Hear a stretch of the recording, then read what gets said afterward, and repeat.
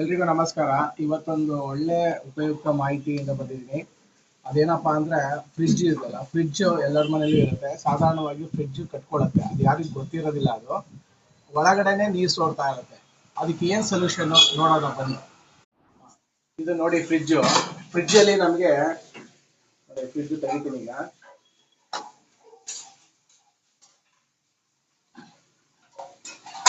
ಇಲ್ಲಿ ನೀರು ಕಟ್ಕೊಬಿಟ್ಟು ಒಳಗಡೆ ಎಲ್ಲ ಸೋರ್ತಾ ಇರುತ್ತೆ. ಅದು ಏನ್ ಪ್ರಾಬ್ಲಮ್ ಅಂದ್ರೆ ನೋಡಿ, ಸಿಂಪಲ್ ಪ್ರಾಬ್ಲಮ್ ನೋಡಿ ಸ್ನೇಹಿತರೆ. ಫ್ರಿಡ್ಜ್ ಅಲ್ಲಿ ನೀರು ಕಟ್ಕೊಂಡ್ರೆ ಯಾವ ತರ ಪ್ರಾಬ್ಲಮ್ ಆಗುತ್ತೆ ಅಂದ್ರೆ, ನೀರು ಇಲ್ಲೇ ಒಳಗಡೆನೆ ಕ್ಲಾಟ್ ಆಗಿ ನೀರು ಒಳಗಡೆನೆ ಬರ್ತಾ ಇರ್ತವೆ. ನಾವು ಸಿಂಪಲ್ ಮೆಥಡ್ ಇಂದ ನಾವು ಒಂದು 500ರಿಂದ 1000 ರೂಪಾಯಿನ ನಾವು ಮನೆಯಲ್ಲೇ ಉಳಿಸ್ಕೋಬಹುದು. ಸಿಂಪಲ್ ಟ್ರಿಕ್ಸ್ ಅಷ್ಟೇನೆ.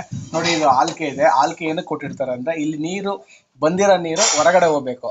ಅದೇನಪ್ಪ ಆಗುತ್ತೆ ಅಂದ್ರೆ ಇದು ಕಟ್ಕೊಬಿಡುತ್ತೆ. ಈಗ ನಾನು ರಿಲೀವ್ ಬಿಡ್ತಾ ಇದ್ದೀನಿ.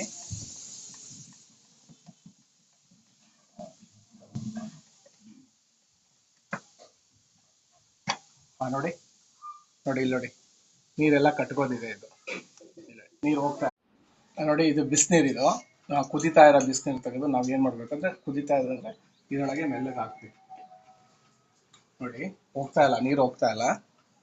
ನಾವೇನು ಮಾಡ್ಬೇಕಂದ್ರೆ ಒಂದು ಯಾವ್ದಾದ್ರು ಕಡ್ಡಿ ಸಹಾಯದಿಂದ ಅದರೊಳಗೆ ನಾವು ಹಾಕಿ ಕ್ಲೀನ್ ಮಾಡಬೇಕು. ಕಟ್ಕೊಂಡಿದೆ ನೋಡಿ, ಕಟ್ಕೊಂಡಿದೆ ಅದು. ಈಗ ನಾವು ಕಡ್ಡಿ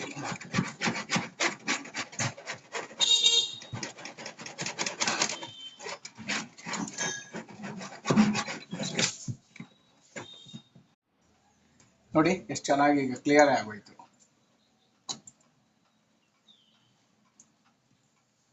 ನೋಡಿ ಸ್ನೇಹಿತರೆ, ಅಲ್ಲೇನಾದ್ರು ಕಟ್ಕೊಂಡಿದ್ರೆ ಇಲ್ಲಿ ನೀರು ಬರೋದಿಲ್ಲ. ನೋಡ್ಕೊಬಿಡಿ ನೀವು.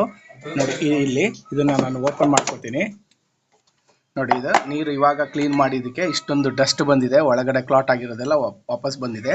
ಈಗ ಅಲ್ಲಿ ನೀರು ಹಾಕ್ತಾರೆ. ಆ ನೀರು ಹಾಕಿ.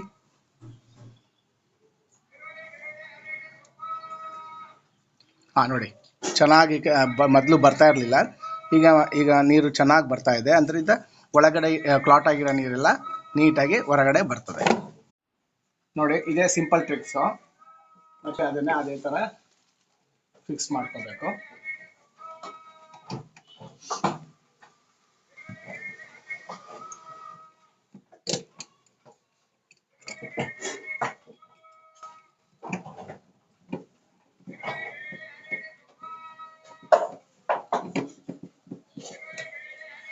Simple tricks.